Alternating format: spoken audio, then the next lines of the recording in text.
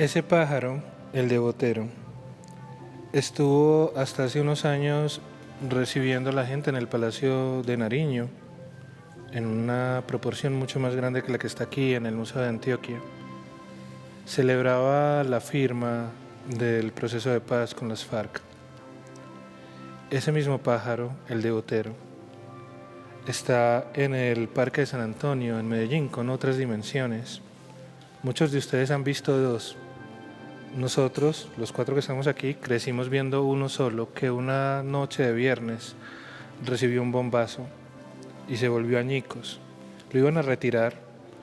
Yo me acuerdo, trabajaba en ese momento en una revista que se llama La Hoja, que Andrea también recuerda. Y Héctor Rincón nos dijo que había que recuperar las historias de las personas que habían muerto 22 esa noche ahí. Y contamos la historia del vendedor de confites y de la señora que estaba vendiendo tinto. Ese día había un concierto ahí.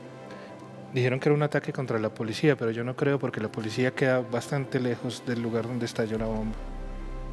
Iban a retirar el pájaro y Botero dijo: voy a donar otro igual con la condición de que dejen ese porque la memoria tiene que permanecer ahí, porque no se nos puede olvidar que somos la destrucción, pero también la esperanza. Y quiero pararme ahí en la destrucción y en la esperanza para decirles lo siguiente, muchachos y muchachas que nos ven a esta hora de este miércoles en la noche.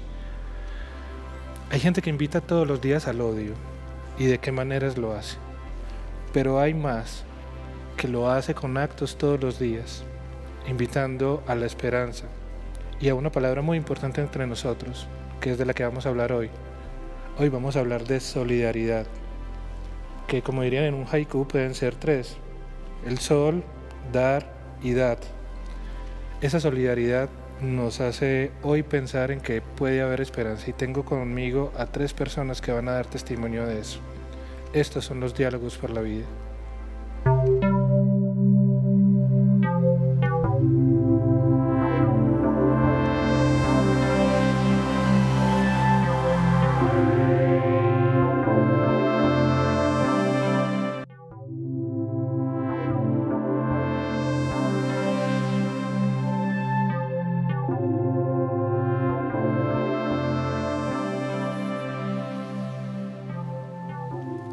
Andrea Londoño es la directora de Hablemos de Trabajo Doméstico.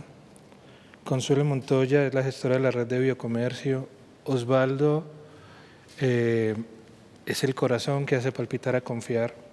Voy a hacer una infidencia. Yo a Andrea la quiero mucho, hace muchos años. Trabajamos juntos en La Hoja que les contaba.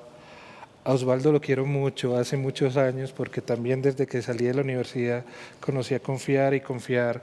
Ha estado siempre cerca de cosas en las que yo he creído, que básicamente es creer en la vida y que la vida tiene derecho y dignidad y que se puede vivir en paz. Y a Consuelo, que apenas la estoy conociendo, yo ya sé que la voy a querer mucho. Sí, porque ya iba a reclamar. Porque ¿cómo no voy a querer a alguien que le da la mano y que hace parte además de una red de comercio justo que piensa en los campesinos? Me acuerdo de esto, voy a ser breve, hoy estoy muy hablador. Alguna vez haciendo un programa de televisión, otro que hacía, que se llamaba Camino al Barrio, estábamos en un pueblo y estábamos por la mañana, San Luis creo que era, me encontré con un señor de unos 80 y algo de años y me decía: venga, que yo le quiero decir algo. Y yo: sí señor, claro, venga, cuénteme. Me dice: ¿para qué sirve la plata? Y yo: la plata, pues como para casi todo, ¿no? Y él me dice: no, la plata no sirve para nada. Y yo: como que no sirve para nada? Y me dio una lección que no se me olvida y por eso la comparto. Me dice: espere a ver si tiene hambre y coja un billete y cómaselo. La plata no sirve para nada. Lo que sirve es lo que estamos sembrando. No podemos dejar que la plata no sea la que haga imposible que a usted le llegue lo que nosotros sembramos. Y ya, me dijo eso y se fue. No lo volví a ver en la vida, pero no me olvidaron las palabras. El dinero es una convención de intercambio, y quiero empezar con Consuelo. Vos, que sos gestora de esta red de biocomercio, donde, como les decía, distintos campesinos y emprendimientos campesinos encontraron la forma de agruparse para hacer llegar sus productos Uno puede comprar el mercado con ustedes completo y viene súper lindo. Para vos, ¿qué significa la solidaridad? Y no solo qué significa, ¿qué te impulsó a ser parte de esta red? Pues bueno, sí, yo creo que el sol alumbra bastante cuando hay solidaridad. Pues la solidaridad es una construcción realmente, y es una construcción de hermandad, de intercambio y sobre todo de poner en manos de otros, de un compartir lo que cada uno tiene, que puede ponerlo en las manos de otros. Pues yo realmente no soy la gestora.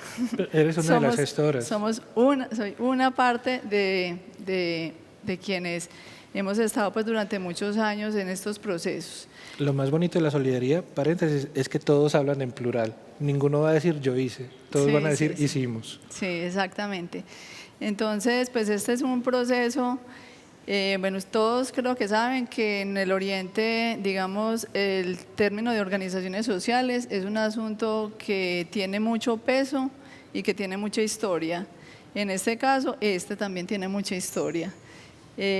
Somos un grupo de organizaciones, somos alrededor de 26 organizaciones, entre organizaciones sociales, campesinas, pero también entre emprendimientos familiares campesinos y otras alternativas, porque digamos que también la ruralidad hoy es la expresión de muchas formas, ¿cierto? De quienes están ahí ancestralmente, pero también de quienes están llegando, porque la ruralidad, el campo, la naturaleza hace un llamado también, entonces digamos hay una convergencia de iniciativas.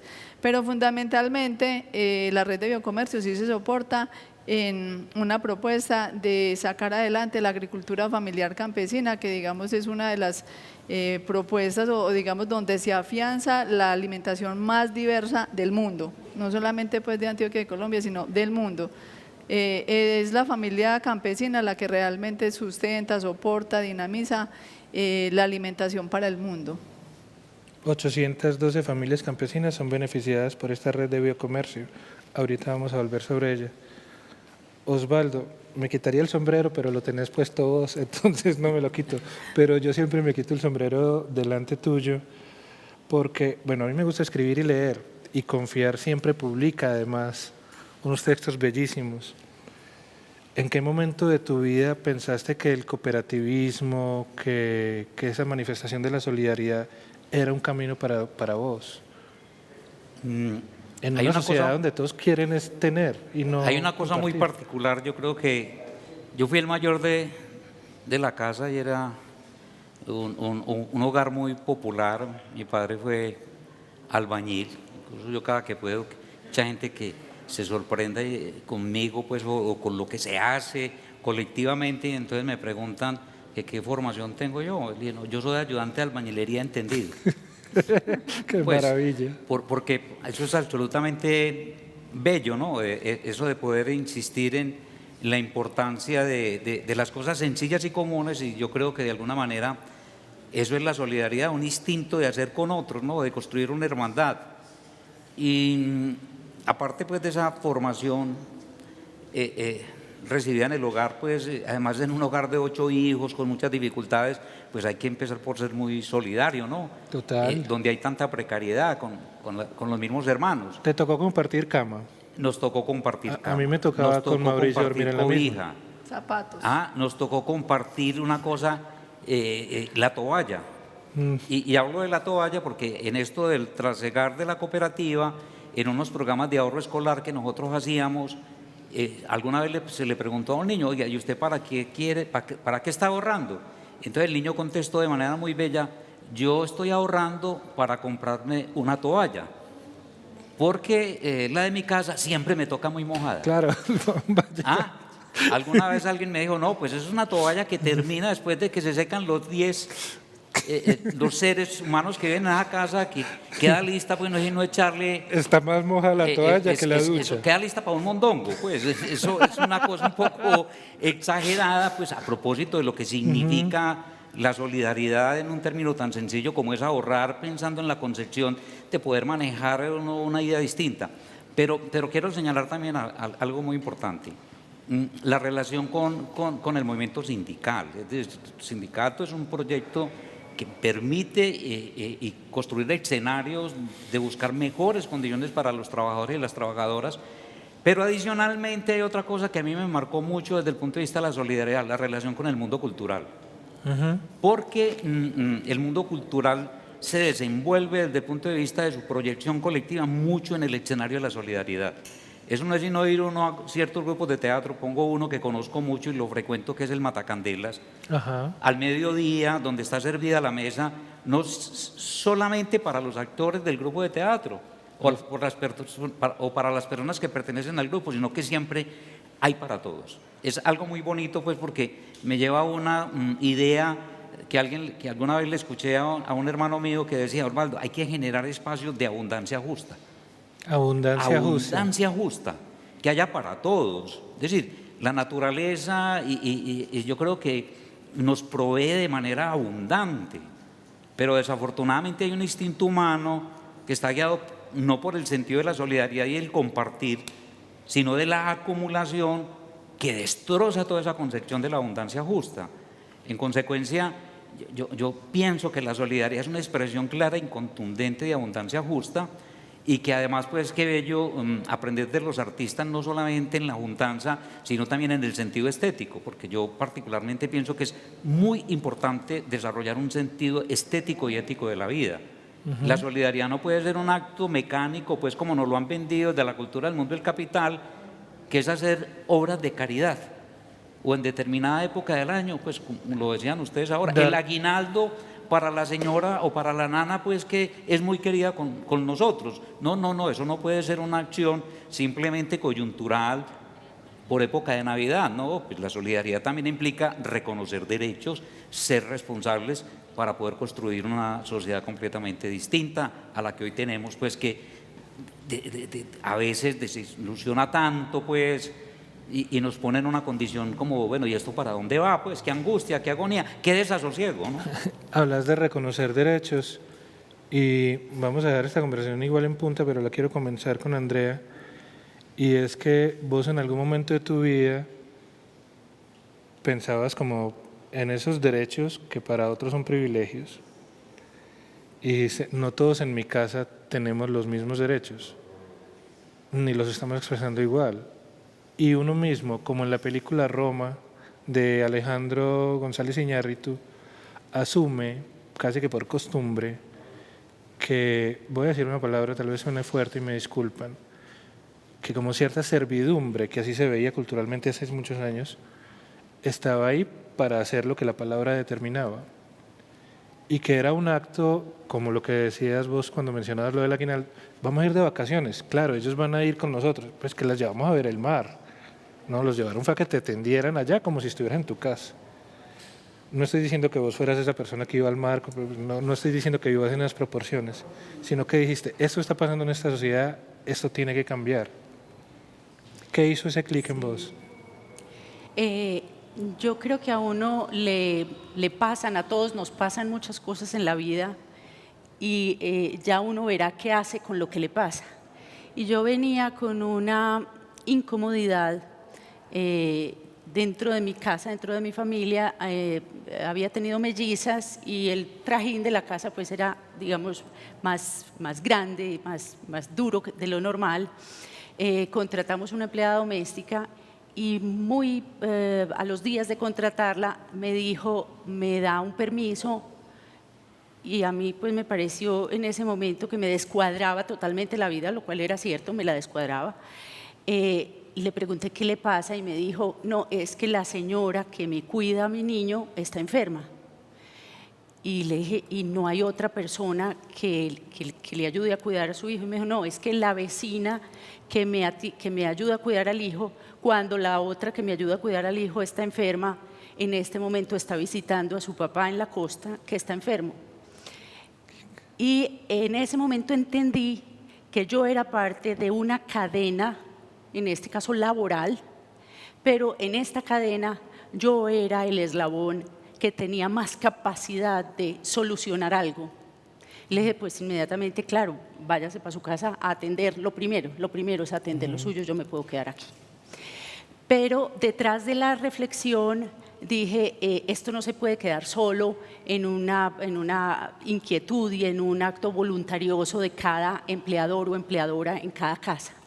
Debe haber algo más allá, y para ese más allá existe el Estado de Derecho, que hace que existan unas leyes y que se cumplan esas leyes.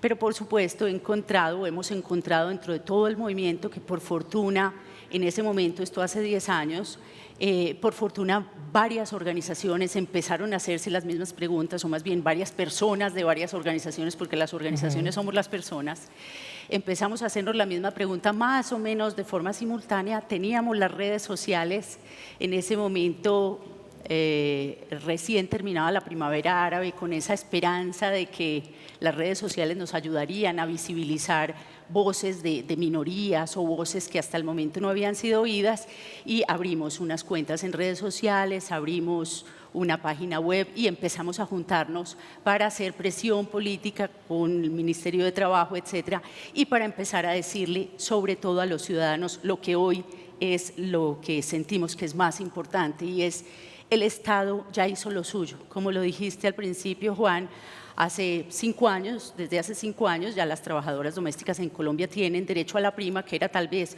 uno de los últimos, aún falta un poquito, pero uno de los últimos derechos que no tenían las trabajadoras domésticas respecto o frente al resto de trabajadoras colombianos.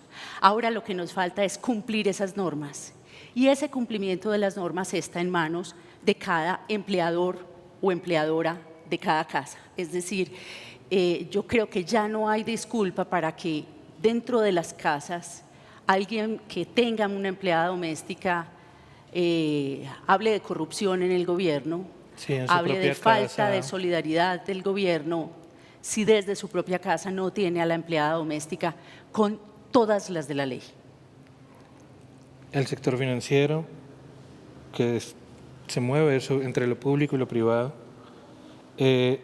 Las empleadas domésticas, hablamos de lo privado y de lo íntimo, y los campesinos, que somos todos somos agrodescendientes, y el que no, que levante la mano, yo le cuento que también viene de allá. Vamos a seguir conversando de solidaridad. Estos son los diálogos por la vida. Ya volvemos.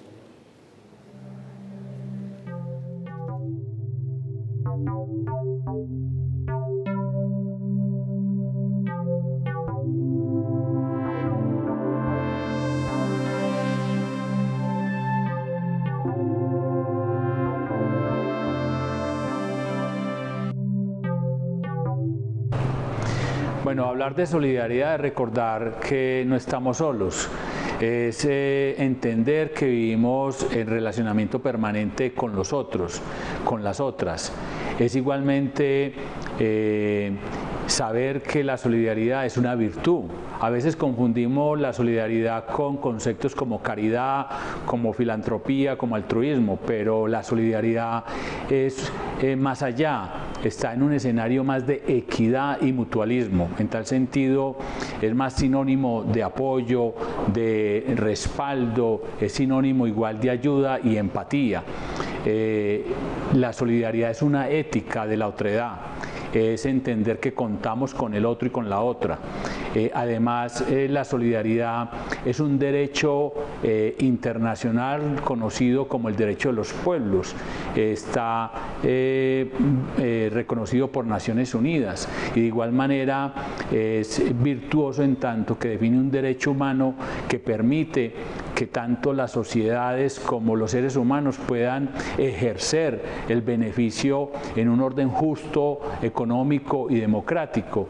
La solidaridad también es una forma de vida, es una virtud que permite el reconocimiento del otro. En Antioquia en particular, la solidaridad tiene una génesis basada en los voluntariados, y a través de ejercicios públicos y privados se ha logrado materializar lo que hemos llamado Antioquia Solidaria, que permitió en la pandemia acompañar en unas ayudas humanitarias a las personas que más lo necesitaban, pero además el acompañamiento psicosocial a aquellas personas afectadas por el tema del COVID y por otros asuntos en relación a este fenómeno. En particular, la solidaridad es una ética y es un llamado especial para que las sociedades puedan vivir mejor en un mundo mucho más equitativo y en un mundo mucho más humano.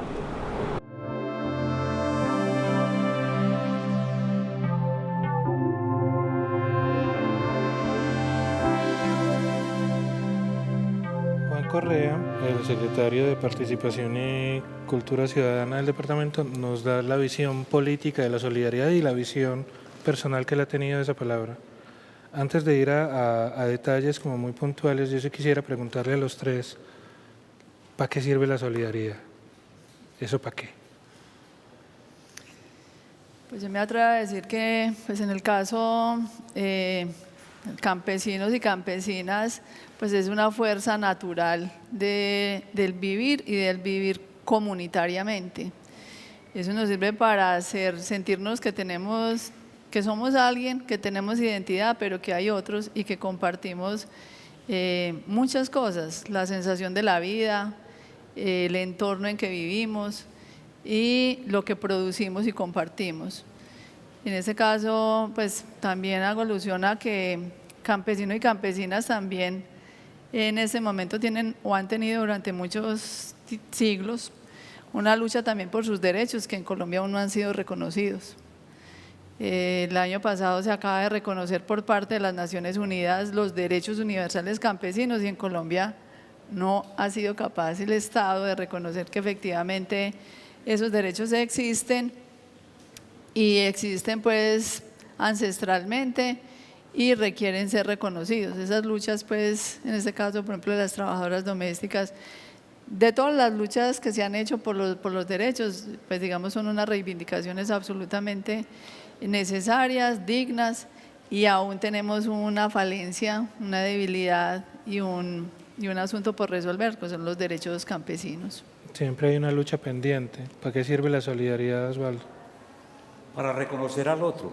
Yo creo que definitivamente una de las expresiones de la cultura del mundo del capital es vendernos la idea de la individualidad, no reconocer al otro. Igualarnos en las redes sociales y en el mundo del consumo. En consecuencia, la solidaridad es un camino extraordinario para cerrar brechas, para hacer posible los sueños de personas que de manera individual no lo pueden lograr.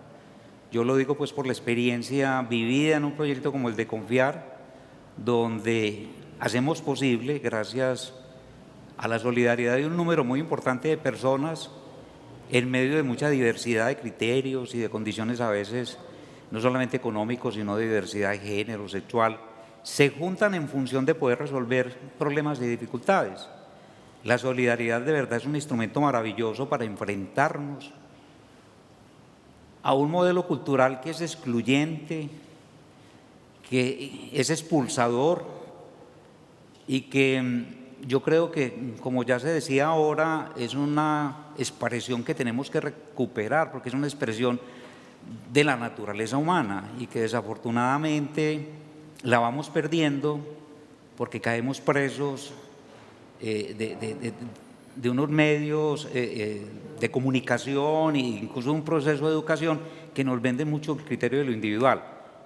En los últimos años ha sido muy normal la insistencia, por ejemplo, en los procesos educativos de que la gente se tiene que formar no pensando en que va a ser parte de un colectivo donde puede elaborar en una empresa con otros, sino que siempre la idea que nos está vendiendo es ser emprendedores y ser emprendedores es enfrentarnos solos contra el mundo. Hay una ruptura pues en esa idea muy complicada porque finalmente usted puede solo contra el mundo y no solamente es el caso de la señora empleada doméstica, sino que en los últimos años esa es la idea que de manera genérica se nos ha venido insistiendo, solos contra el mundo y difícilmente pues uno solo contra el mundo y más un mundo en manos de las élites y de la manera en que piensan, pues yo creo que vamos por un camino que no es el más factible para que la vida sea de otra manera y finalmente entonces podamos cumplir muchos de los sueños y de todo ese imaginario de ser seres humanos felices. Nos están invitando a la intemperie. casi que todos los días nos están arrojando, salga la lluvia, salga, emparámese. Todos los días de manera cotidiana, es que es muy curioso y particular.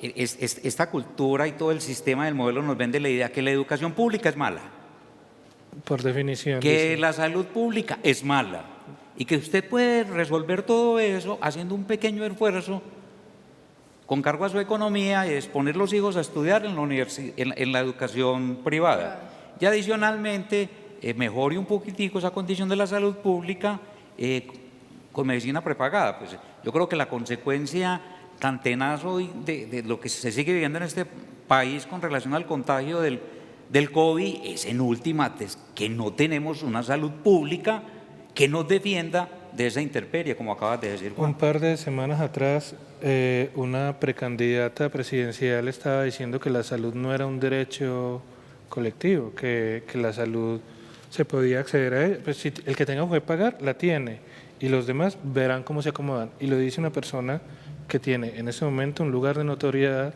no quiero decir su nombre para no darle más notoriedad, pero es una de esas personas que todos los días ves y escuchas y le dan eco a las cosas que dice, barbaridades de ese tamaño. Dejo la barbaridad al lado y te llevo a la pregunta que íbamos. ¿Vos qué pensás? ¿Para qué sirve la solidaridad? Yo estoy muy contenta de oír tantas versiones del concepto de solidaridad y creo que como todos los asuntos humanos tiene varias interpretaciones y varias manifestaciones. Y recuerdo que hace unos años este filósofo Fernando Savater hablaba de la solidaridad como un egoísmo inteligente. Dentro de este mundo en el que estamos en sociedad, y recordemos que sociedad es que todos somos socios, pues no en el sentido empresarial de repartir utilidades y más, pero sí en la medida en que estamos en un mismo planeta compartiendo unos mismos recursos, etcétera. Y él decía, en esta interrelación nos necesitamos entre todos y entre todas. En esa medida, el egoísmo inteligente, la solidaridad, además de ser en ocasiones un gesto de generosidad, un gesto de pensar en el otro o en la otra, es también se puede entender también como un egoísmo inteligente. Y en ese sentido vuelvo a pensar en la empleada doméstica dentro de la casa y en esa incomodidad que puede sentir el empleador o la empleadora dentro de la casa con una persona que le cuida sus hijos, sus hijas, que le cocina, que le lava, es decir, que atiende lo más íntimo, lo más cercano de la vida y que quizá no tiene unas buenas condiciones de vida que se pueden, y está demostrado que se pueden mejorar notoriamente, o que puede obtenerse un bienestar, un trabajo decente si se le paga, si se le trata con todas las de la ley. Entonces ahí dentro de la casa puede caber muy bien ese egoísmo inteligente. Y hay otro aspecto en el que de la vida de las sociedades en el que también se puede practicar y se ve tangiblemente ese concepto, y es en los sistemas de cuidado. Hoy estamos viendo en general en las naciones que nos hace falta inventarnos. De hecho, Bogotá lo acaba de inaugurar digamos de manera muy vanguardista. En Colombia estamos felices, un sistema de cuidado local dentro del cual el Estado como ente garantista de derechos entre a solucionar aquellos problemas más básicos y a atender aquellas necesidades más básicas de las casas, que la mayoría de las veces son atendidas por mujeres y por tanto las mujeres somos la mayoría de las veces las más perjudicadas dentro de las economías. En el sistema de cuidado hay una manifestación concreta de la solidaridad que puede ejercer el Estado con sus conciudadanos. Vos hablas del asunto normativo, de la ley que cambia, de la conquista de los derechos que no estaban consagrados, como vos decías, Consuelo, hace un momento, los derechos que no se han reconocido y las luchas sindicales que son, sino básicamente pararse todos los días a recordarle a los demás en voz alta que los derechos están, que hay que tomarlos y hay que ejercerlos. Y me quedo antes de ir al próximo corte con algo que vos decías, que claro, van cambiando maneras de comportarse ante la empleada doméstica o ante el campesino, a veces, no es que estén cambiando mucho, la verdad. Pero hay un lugar, por ejemplo, donde tiene que cambiar y es en el papel donde un delineante de arquitectura y un arquitecto trazan cómo será una casa. Hasta que esa piecita al lado de la cocina no empiece a tener la misma dimensión de cualquiera de los otros cuartos de la casa.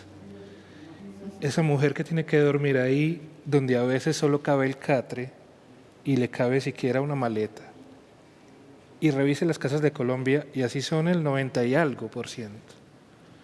Pero es que tenemos una pieza para la señora del servicio. Una pieza. ¿Usted dormiría ahí? Pregúntese si usted dormiría en ese cuarto. Ya volvemos en un momentito más. Los diálogos por la vida, que los hacemos aquí en el Museo de Antioquia, que está cumpliendo 140 años, son posibles gracias a la Secretaría de Participación y Cultura Ciudadana. Pero más que eso, lo que les quiero decir es, vengan a este museo que está muy bonito. Eso.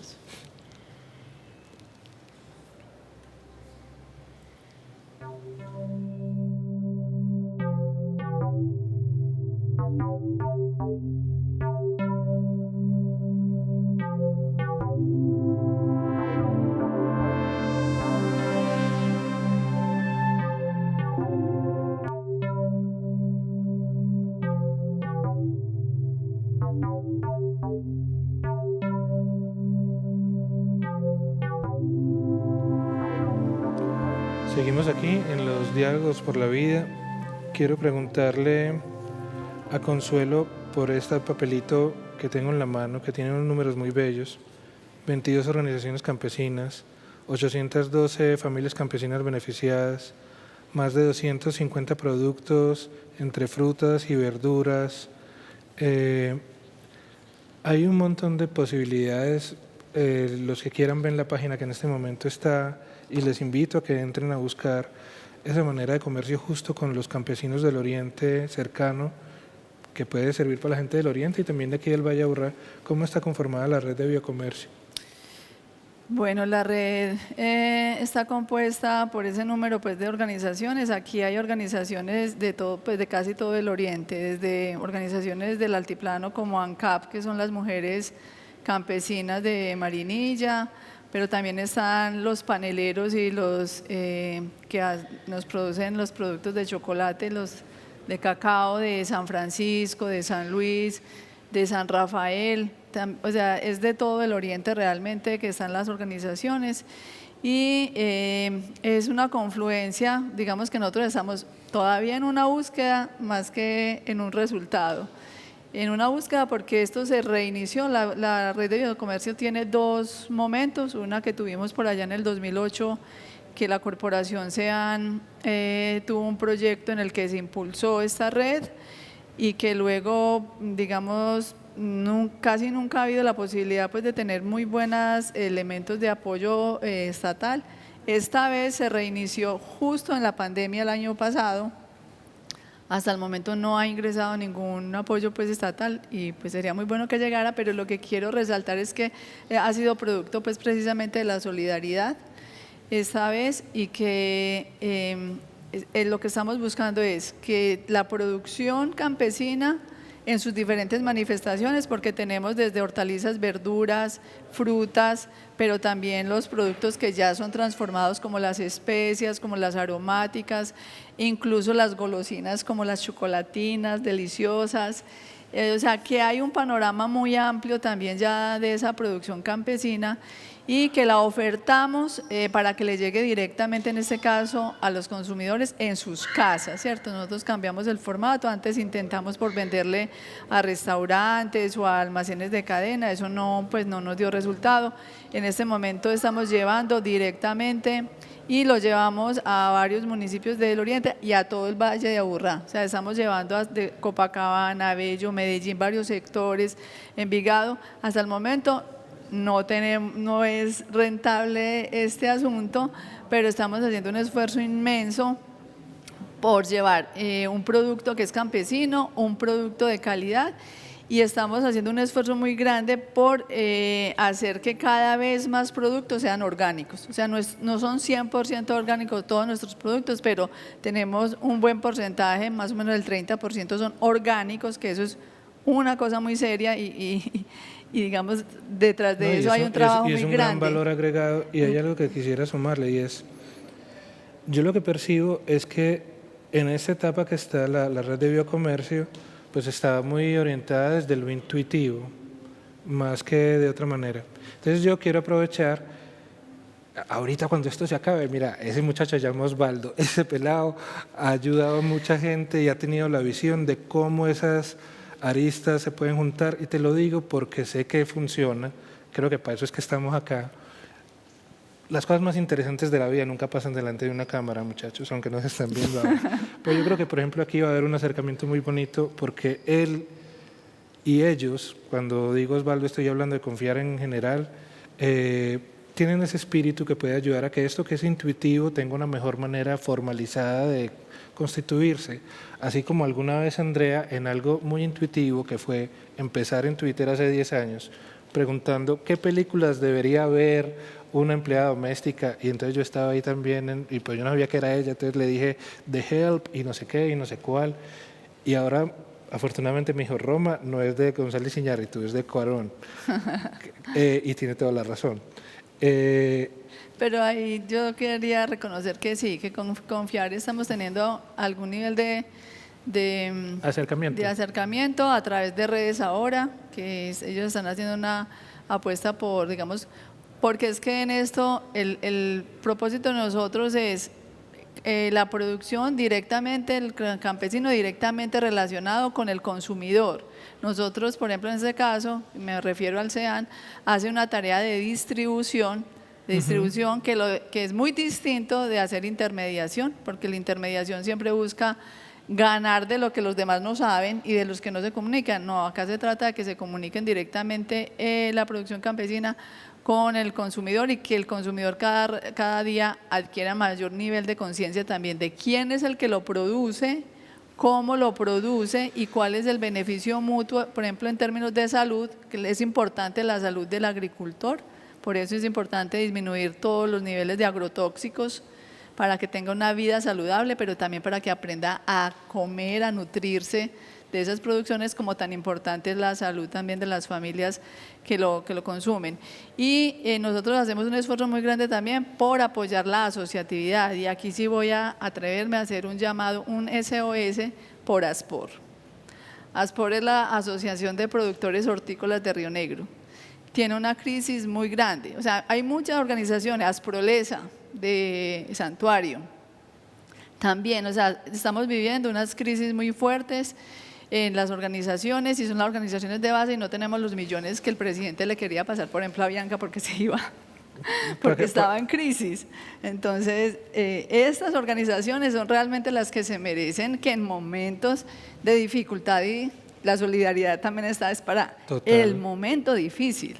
Entonces, hay un SOS por ASPOR. Hay algo que decir también, y es que sí hay cosas que cambian, cambian las mentalidades de lo que ha pasado desde ese trino, primero de preguntando una película, que como al quinto trino ya ella me contestó y me dijo, Juan, soy Andrea, vení, sentémonos, ayúdame a organizar un plan de comunicaciones que estamos haciendo esto, y muchos nos juntamos realmente para ayudar en lo que podríamos y en lo que cada uno sabía hacer y así aportar. Hay un cambio, y es en las condiciones legales de hace 10 años a las de hoy. Vos hablabas de la conquista, por ejemplo, de la prima, pero también tiene que haber un cambio de mentalidad de la persona que emplea a un trabajador del hogar. Hablemos de eso. Sí, Juan, y quiero remarcar eso que dijiste desde un principio. La solidaridad llama a la solidaridad. Fíjate que desde ese primer momento, de ese primer trino, lo primero que recibimos fue colegas periodistas diciendo que hay que hacer, cuénteme el proyecto. Y muchísimas gracias. Efectivamente, aquí hay un camino, unos grandes retos en cuanto a los derechos de las trabajadoras domésticas, pero seríamos muy injustos en decir que no ha habido evolución en esa conciencia de derechos de empleadores y empleadoras hacia sus empleadas.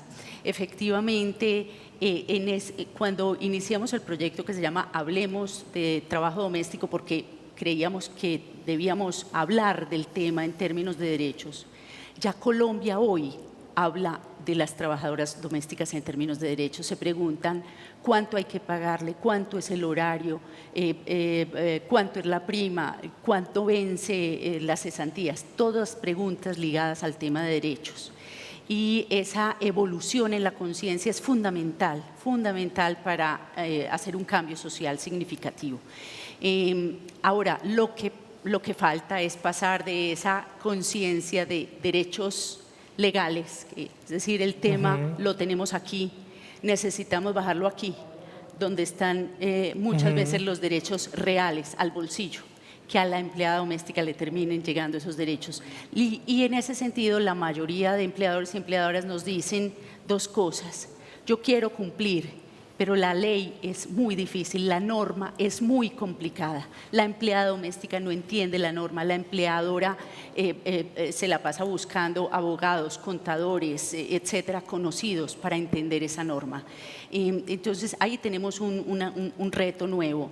Y el otro vacío pues es el sistema de cuidados, y es que no todas las personas tienen la capacidad de tener una empleada doméstica en su casa. Y ahí es donde vuelve a entrar el Estado con su capacidad, con su músculo normativo, financiero, económico, aglutinador, para darle a aquellas familias que no tienen la posibilidad de una trabajadora doméstica unas instituciones y un sistema que ayude a que eso básico de la vida, que es lo que hace la trabajadora doméstica, se pueda suplir con dignidad. Una pregunta muy breve, Osvaldo. Estamos terminando, me dicen ya el tiempo. En esta hora de desasosiego por la agitación social, que a mí me da esperanza, la agitación social, pero no me da esperanza la gente que nos está gobernando, lo digo de frente. ¿Vos dónde encontrás confianza? Lo digo porque vos sos el hombre de confiar. ¿Vos en qué cosas confías? Encuentro una confianza en los jóvenes, en todas estas redes que se desarrollan todos los días en contra de muchas cosas. Yo creo que eso es muy esperanzador. Ahora, no es un asunto fácil a veces también de cómo ayudar y cómo interpretar ese pensamiento que hoy tienen los jóvenes, porque por más que uno quiere ser contemporáneo, ellos tienen una forma de pensar hoy muy particular.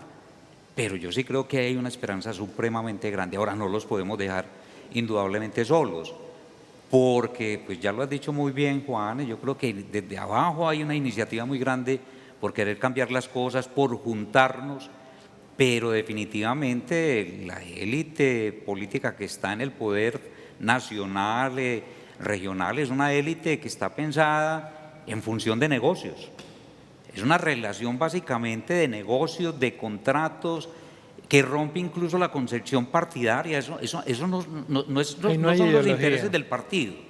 No, es la coalición en función de cómo se hacen negocios y cómo se beneficia gente, así sea por un ratico, y en la aspiración incluso de los que están en la dirección de esos procesos, desde pensar en cosas mucho más macro, pero no para ayudar a cambiar las cosas, sino para seguir en esa tónica tan difícil. Pero yo sí creo que aquí hay en este momento una condición especial desde los jóvenes, en medio de una situación tan adversa como es la fragilidad, por ejemplo, del COVID, que nos ha sumido en una situación no solamente precaria desde el punto de vista de la salud física, sino también muy precaria desde el punto de vista de la salud mental.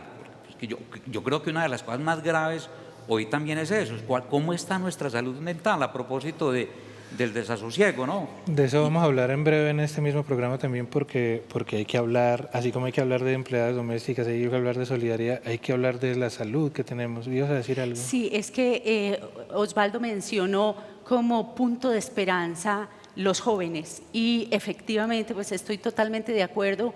Las cifras de los sondeos que hacemos con el tema de trabajo doméstico nos muestran que los jóvenes como empleadores y empleadoras son quienes más rápidamente asumen la norma, entienden la norma y la cumplen. No entran buscándole el esguince, la comba al palo de la norma. Incluso la mayoría nos dicen, no, yo le pregunto a ella, a la empleada, ¿cuánto le tengo que pagar? eso ahí hay una gran esperanza eso cambia, en la juventud. Cambia muchas cosas. Yo quiero decir algo muy breve para terminar, agradeciendo a Consuelo, Andrea y Osvaldo. Es una historia pequeñita. En el barrio El Triunfo de Medellín, en el año 2003, habían unos muchachos con unas motos que se inventaron unos arneses atrás para llevar las lavadoras y algunos de los pelados habían sido sicarios, pero uno no puede vivir de ser sicario toda la vida, seamos sinceros. Veníamos de esa época de los 90. Esos pelados se juntaron y montaron una cooperativa informal de arrendar lavadoras. Entonces, en el barrio, El Triunfo, les digo, había unas señoras que se juntaban 6, 8 señoras y arrendaban por horas, arrendaban 6 horas la lavadora, cada una ponía tanto, arrendarla a las 6 horas valía 3.000 pesos y lavaban la ropa de todas las casas de ahí y eso funcionó un tiempo. Eso, quienes nos están viendo, muchachos y muchachas, eso es solidaridad.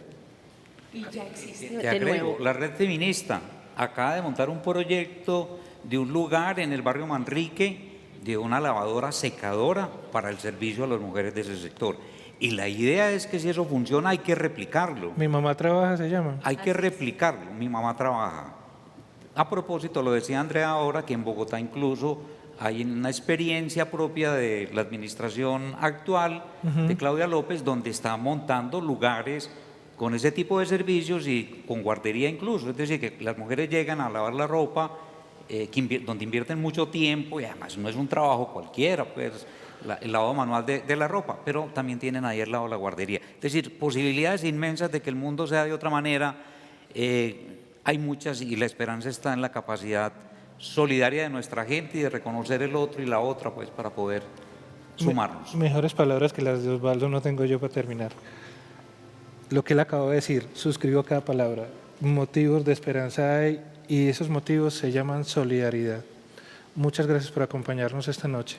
Estos diálogos por la vida que hacemos desde el Museo de Antioquia son posibles gracias a la Secretaría de Participación y Cultura Ciudadana de la Gobernación de Antioquia. Invitamos a comprar a la red de biocomercio, invitamos a ser justos con las empleadas domésticas, invitamos a conocer, a confiar en todas sus dimensiones, que son bastantes y que todas se parecen al abrazo. Qué bello es el clima de confiar y qué bello es poder haber estado con ustedes en su casa esta noche. Muchas gracias.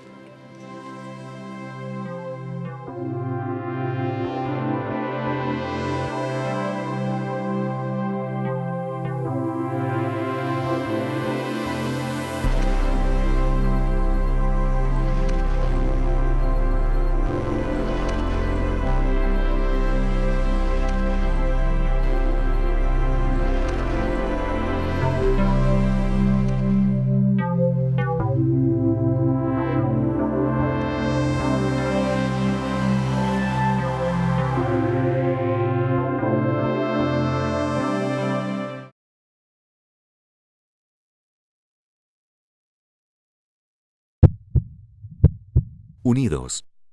Gobernación de Antioquia.